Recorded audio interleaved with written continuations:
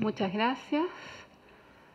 Entonces no tengo ningún conflicto de interés y vamos a ir revisando, ¿no es cierto?, distintos temas en forma específica sobre la diferencia entre marihuana y cannabidol, sobre epilepsia y vamos a ir metiéndonos específicamente en lo que es cannabidiol y epilepsia y los últimos estudios con fármaco cannabinoide. Algunos mitos que son bien importantes aclarar. La marihuana medicinal, marihuana, la planta, ha sido aprobada para su uso, eso no es así. Y lo que se dice es que la marihuana verde, el cultivar, el hacer un preparado propio es más seguro. Y eso está publicado bien claro, incluso en Estados Unidos, donde es bien difícil comprender la diferencia entre lo que es la ley federal y lo que es la ley de los estados que han ido aprobando. ¿Qué es el cannabidiol? Que es la molécula en la que por lo menos yo me voy a meter más y es la que se estudia en epilepsia. Es uno de los ya vamos casi en 100 cannabinoides que son parte de esta compleja planta, ¿no es cierto?, que es la cannabis y en específico la cannabis sativa, que es la planta que tiene este potencial, ¿no es cierto?, efecto medicinal, pero sin olvidar que dentro de los compuestos también tiene el THC, que tiene efectos psicotrópicos y que no podemos olvidar dentro de este balance en la búsqueda de una alternativa terapéutica segura para nuestros pacientes. La epilepsia dentro de la neurología es una patología sumamente importante porque tiene una tremenda prevalencia. 1 o 2% de la población, vale decir 65 millones de personas en el mundo. La esclerosis múltiple, vamos a escuchar bastante eso después, es una enfermedad bastante devastadora, pero menos frecuente. Y el síndrome de Dravet, que lo vamos a escuchar mucho hoy, debiéramos tener en nuestro país entre 500 y 600 pacientes. Ahora, la epilepsia es muy importante porque afecta transversalmente todas las etapas de la vida y la mayor incidencia se concentra en los primeros años de la vida, ¿no es cierto?, en los niños menores y también ya en los adultos mayores en la tercera edad.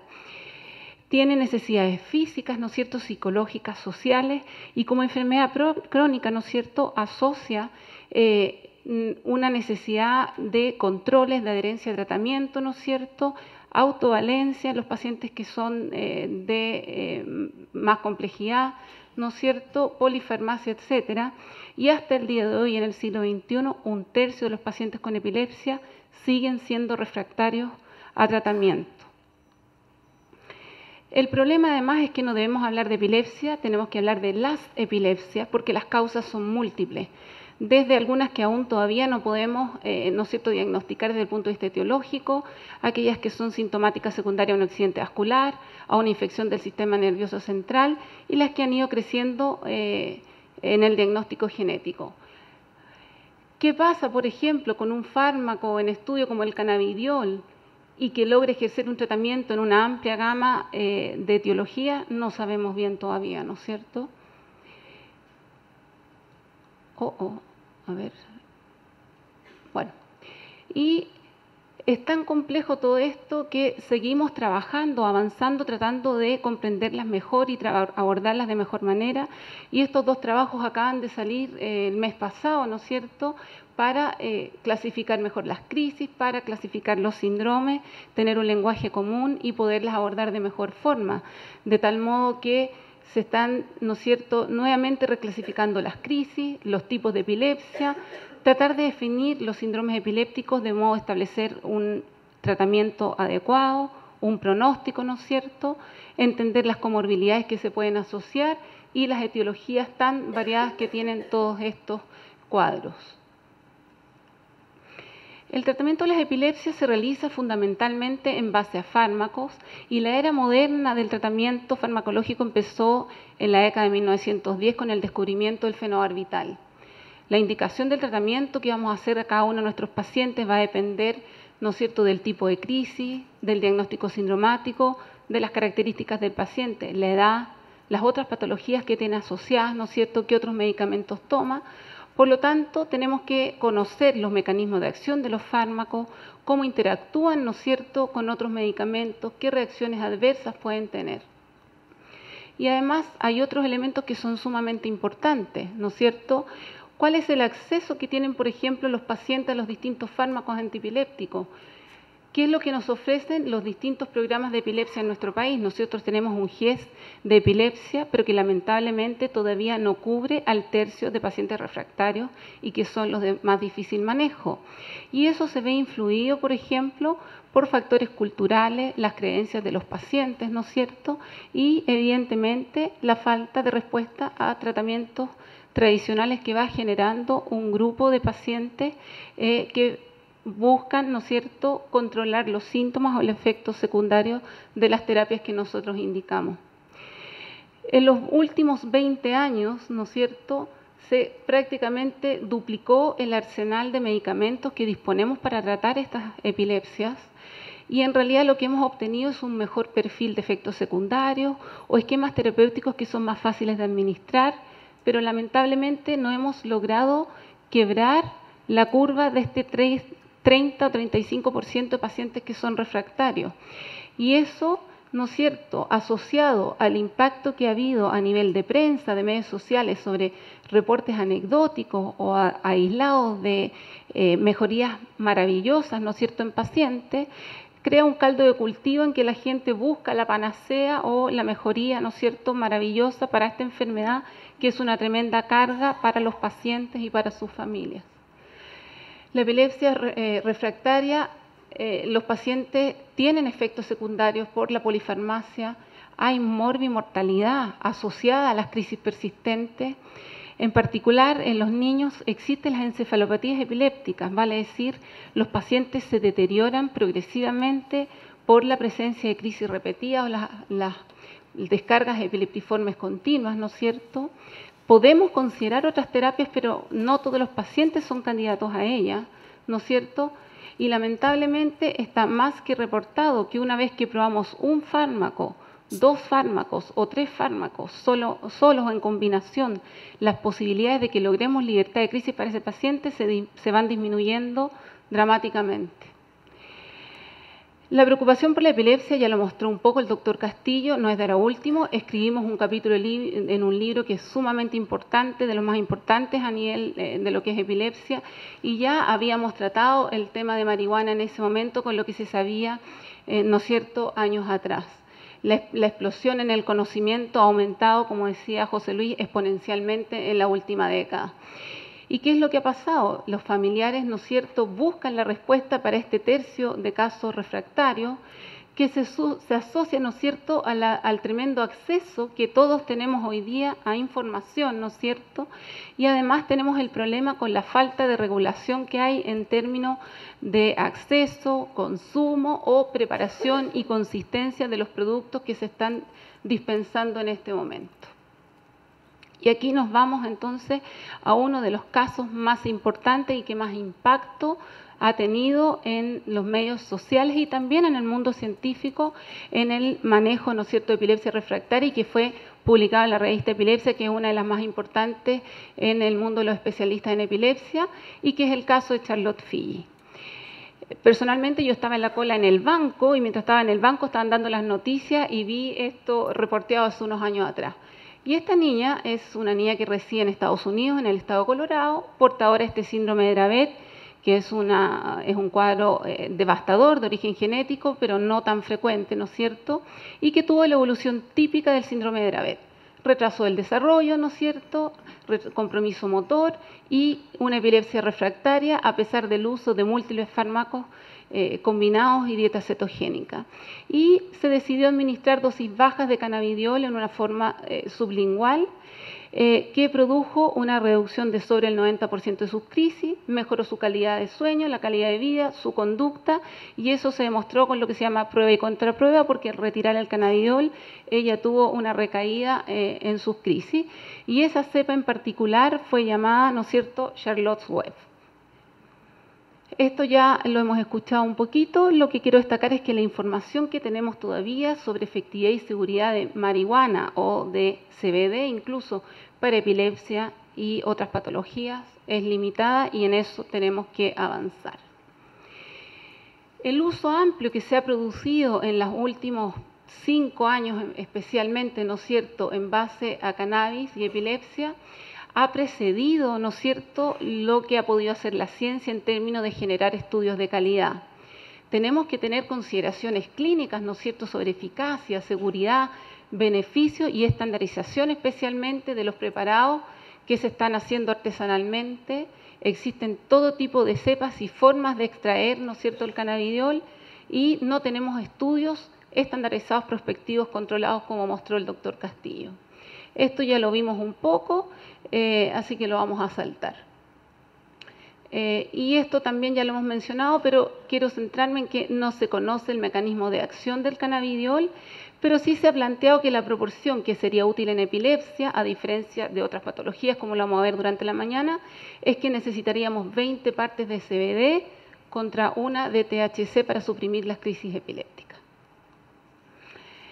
Y también esto lo mencionó el doctor Castillo, es cómo pasamos de los estudios, ¿no es cierto?, del conocimiento bioquímico, de los estudios en laboratorio, a hacer una aplicación en las personas, ¿no es cierto?, con seguridad.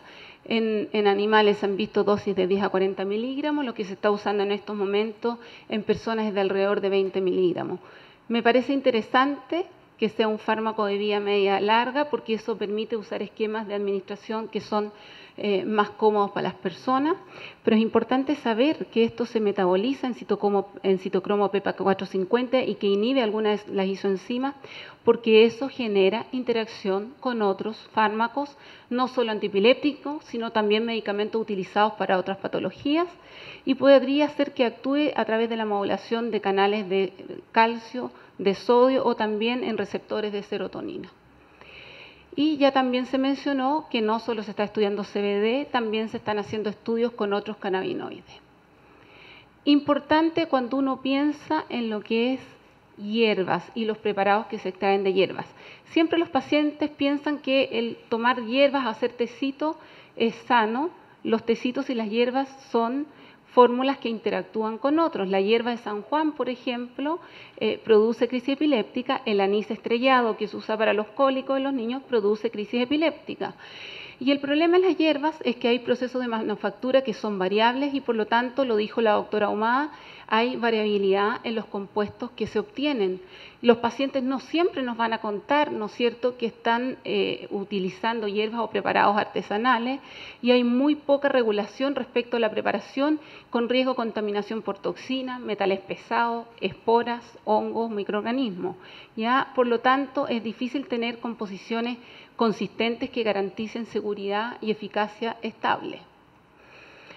Y gran parte de los pacientes están utilizando, ¿no es cierto?, extractos artesanales. No sabemos la relación de CBD o THC o qué dosis están utilizando. Yo tengo un paciente que utiliza y lo que hace la madre es cambiar cada 3 semanas la cepa porque dice que de ese modo ella cree que obtiene un beneficio para su hijo, ¿ya? Entonces, además, los resultados que tienen estas familias no son aplicables a toda la población. Y algunas familias dicen, bueno, yo no lo voy a preparar, lo voy a adquirir. Y les puse acá del 2015, pero esto se volvió a hacer el año pasado, en que la FDA analizó algunos preparados que estaban a la venta, y resulta que en el caso del 2015, 1/3 de ellos no tenía CBD. Y acá todos deben haber visto un reportaje que salió hace 1 año y medio en televisión, en que lo que se vendía tenía hasta caucho en nuestro país.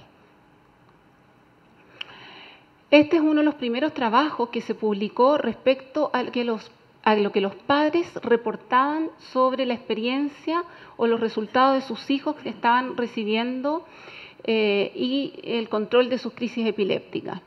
Tomaron 75 pacientes y de ellos 33% tuvieron una respuesta superior al 50%. ¿Por qué es importante en epilepsia? El doctor habló de 39, pero yo me voy a quedar con el 50%. Porque los estudios que se hacen controlados con placebo muestran que en epilepsia la respuesta placebo llega hasta el 30-35%. Por lo tanto, tenemos que ser exigentes en que un fármaco cualquiera que está en estudio tiene que ser significativamente superior a placebo. Un 15% tuvo que suspender, pero esto es bien importante y fue estadísticamente significativo. Como Colorado fue el primer país que aprobó el uso de cannabis o marihuana medicinal, de los pacientes que vivían en Colorado, 22% tuvo respuesta. Pero las familias que cambiaron su domicilio a Colorado porque debían ser residentes, vale decir, vendieron su casa, buscaron trabajo y se instalaron a vivir en Colorado, tuvieron una respuesta de más del doble en el control de sus crisis. Y eso probablemente se explica porque hay un efecto placebo. La esperanza de encontrar una respuesta cuando yo hipoteco toda mi vida en busca de un tratamiento para aliviar el dolor de mi hijo, el dolor de mi familia, y eso es importante. La respuesta sí de estos pacientes se acumuló en 2 síndromes, Lennox-Gastaut y Dravet. No pudieron documentar dosis porque no había cómo comparar los distintos preparados, no había medición de niveles plasmáticos y sí también se describió mejoría en la conducta y alerta de los pacientes.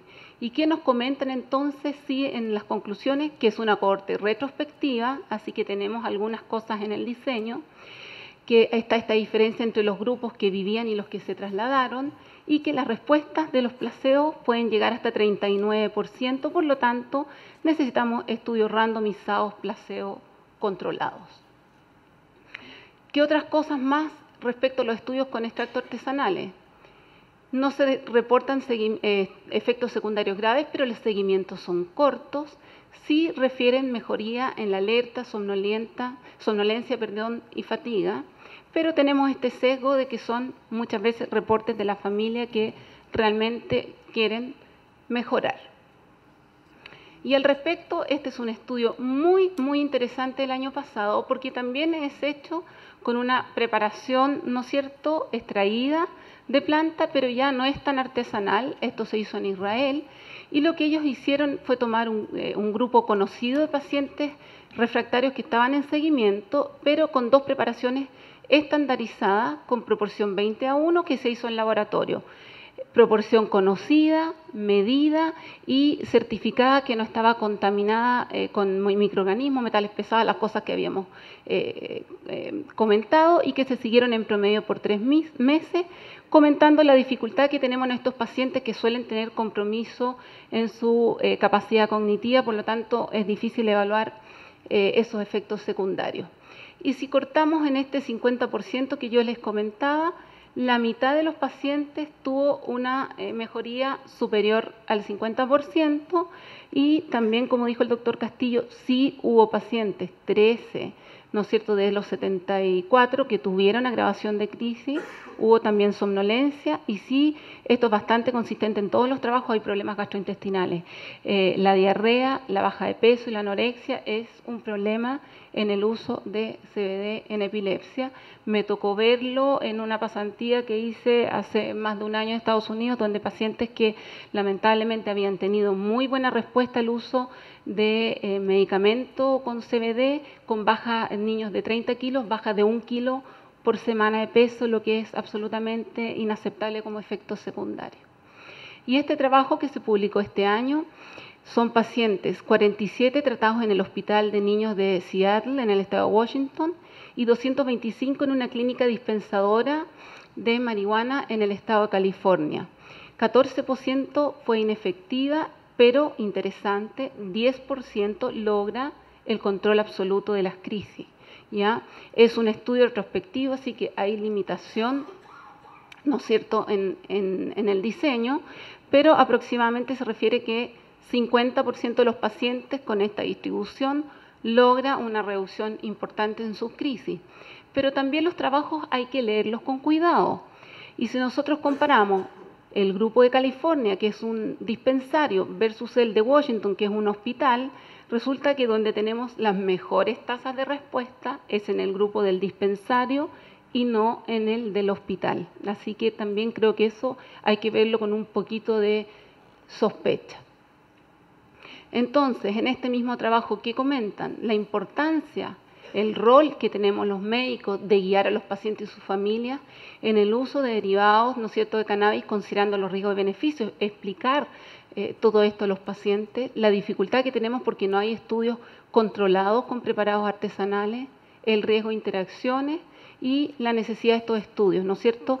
No es lo mismo tener un preparado versus una preparación estandarizada, como es este estudio que les mostré de Israel, y teniendo presente las interacciones de drogas y fármacos, que les voy a mostrar algo al final, que es sumamente importante.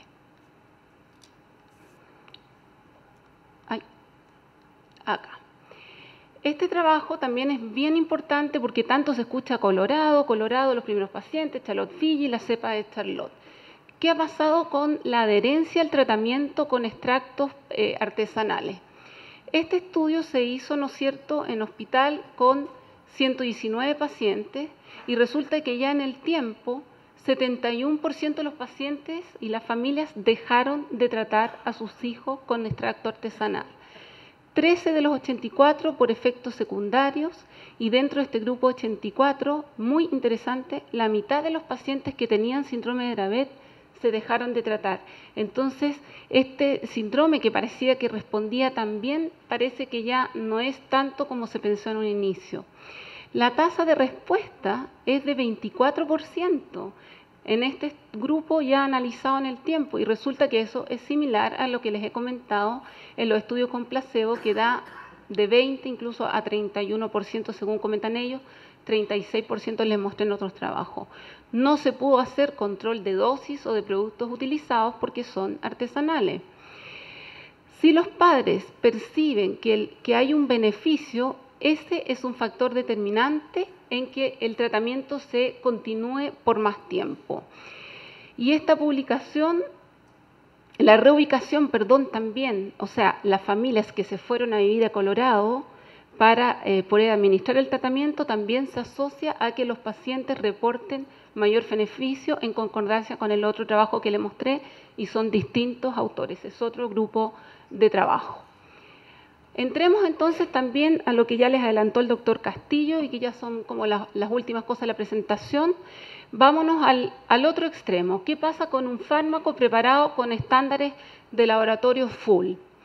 Epidiolex es el nombre, ¿no es cierto?, de marca. Es un fármaco, ¿no es cierto?, con una alta proporción de CBD. En su reporte, ¿no es cierto?, en fase abierta tuvo efectos secundarios de somnolencia, fatiga, baja de peso y diarrea. Y lo más importante, lo vamos a ver en detalle, interacción con otro fármaco antiepiléptico, específicamente clobazam, que subía muy significativamente sus niveles plasmáticos. Sin embargo, 39% de los pacientes tuvo una reducción superior al 50% de sus crisis, con resultados promisorios que invitaban a hacer mayores estudios, ¿no es cierto? Estos son un poco el detalle de los pacientes, hasta 22 años, tenían hasta 7 fármacos antiepilépticos, o sea, pacientes muy refractarios, ¿no es cierto?, que se fue aumentando progresivamente, manteniendo, ¿no es cierto?, los otros fármacos sin cambio. Y vemos que hubo una buena tasa de disminución de las crisis respecto a la basal que tenían inicialmente y la mejor respuesta se vio en los pacientes que tenían síndrome de Dravet. Por lo tanto, ¿qué se hizo para la siguiente fase? Que es el estudio que ya mostró un poco José Luis, doble ciego, multicéntrico, controlado, randomizado, ¿no es cierto? O sea, la guinda de la torta de lo que nosotros pedimos a los estudios, ¿no es cierto?, de fármaco, se hizo en Estados Unidos y en Europa, reclutaron 120 pacientes con síndrome de Dravet, con epilepsia refractaria que habían tenido al menos 4 crisis de tipo convulsivo, tónicas, tónico-clónicas, atónicas en el mes anterior. Se llegó a una dosis de 20 miligramos por kilo, fragmentado en 2 dosis, y obviamente financiado por la industria que produce el medicamento. 4 semanas de registro basal, se fue administrando el medicamento y se mantuvo por 12 semanas y después se retira. Se mantuvieron las terapias habituales sin cambios, de modo de que los resultados fueran atribuibles, ¿no es cierto?, al cannabidiol, y se contó con un panel de expertos que certificara el diagnóstico, que certificara la refractariedad y que indicó la dosis target a la que hubo que llegar. Los pacientes tenían que registrar en forma diaria sus crisis, eso se cumplió en un 97% en los dos grupos que eran totalmente comparables en términos de edad, número de crisis y otras características, y diariamente tenían que llamar a un teléfono para comunicar el número de crisis de los pacientes. Y el objetivo primario era, ¿no es cierto?, el control de las crisis convulsivas. Y los objetivos secundarios eran la impresión global de mejoría del paciente, el registro de crisis no convulsiva, si había efectos en el sueño, conducta, número de hospitalizaciones y el uso de medicamentos de rescate en caso de crisis prolongada. No se alcanza a ver muy bien, pero me van a tener que creer que los grupos eran comparables, que la gran mayoría se mantuvo, y los efectos más importantes secundarios fueron gastrointestinales, diarrea y vómito, disminución del apetito en 17 pacientes. Esto es en el grupo, ¿no es cierto?, con tratamiento, porque la verdad es que son estadísticamente significativas las diferencias, y somnolencia. Si comparamos entonces los tratados versus el grupo placebo, las crisis, ¿no es cierto?, convulsivas en el mes bajaron de 12.4 a 5.9, y eso es estadísticamente significativo respecto al grupo placebo. Así que hay un efecto que es importante.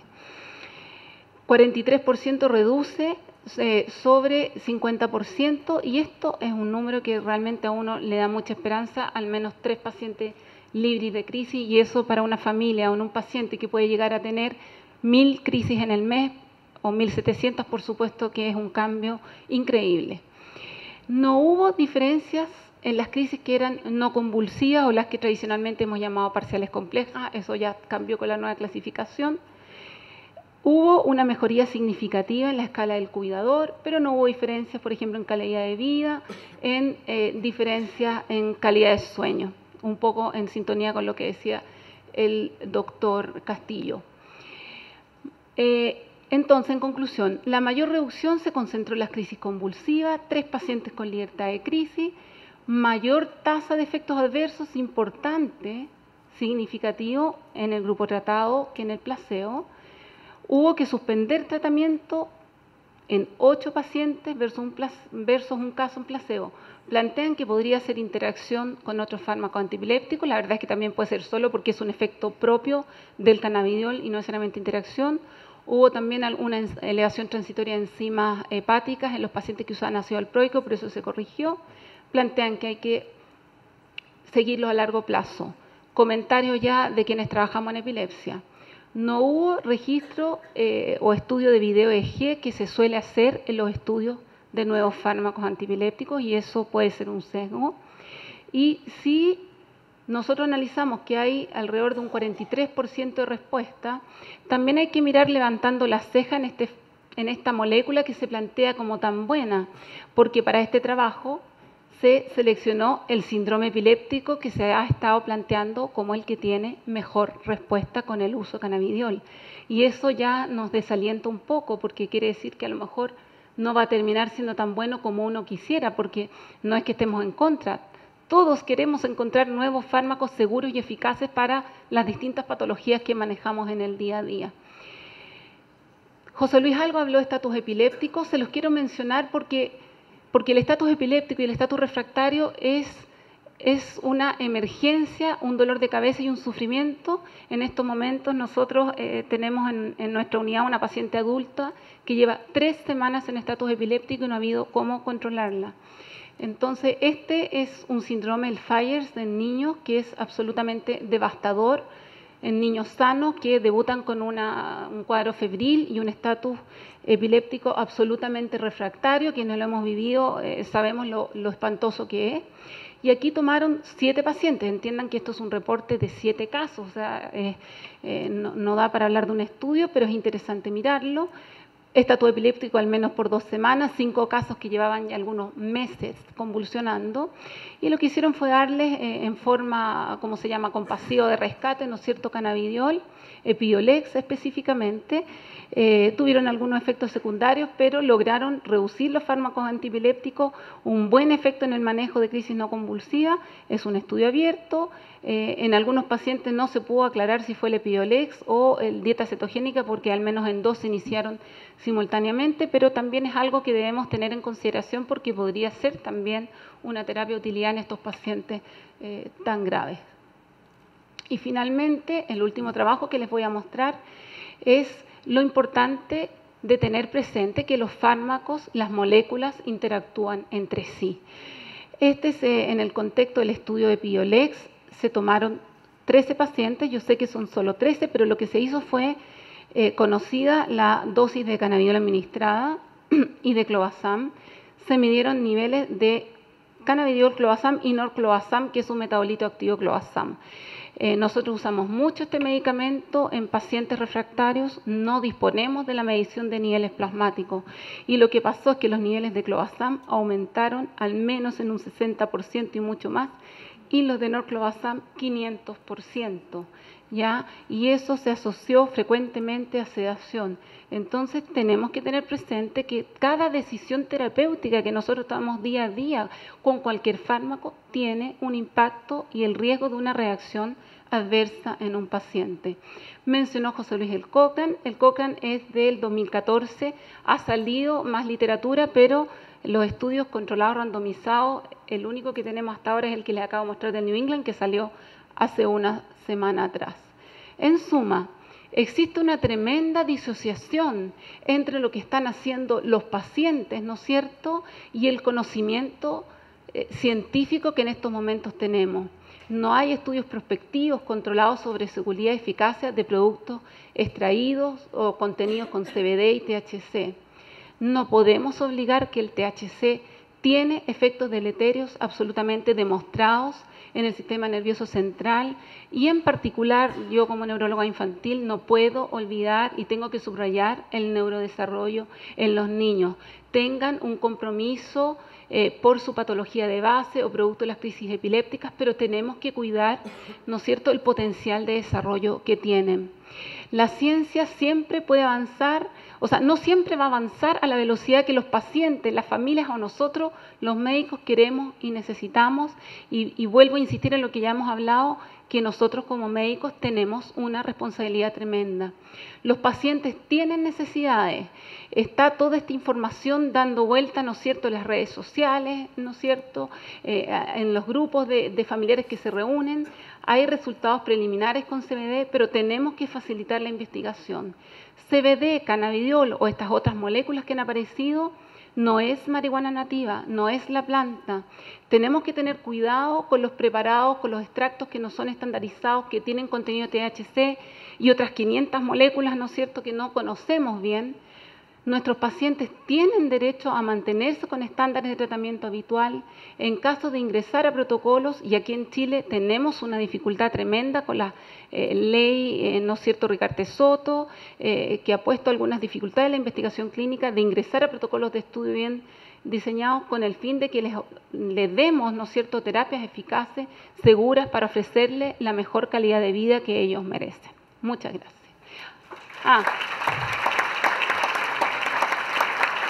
Y finalmente, en ese esfuerzo de tratar de dar literatura de buena calidad, fue que hace ya casi 2 años el grupo de sociedades médicas, con el apoyo del Colegio Médico también y en buena forma empujado por Somnia, editamos este libro para que hubiera, ¿no es cierto?, información disponible para la sociedad. Muchas gracias.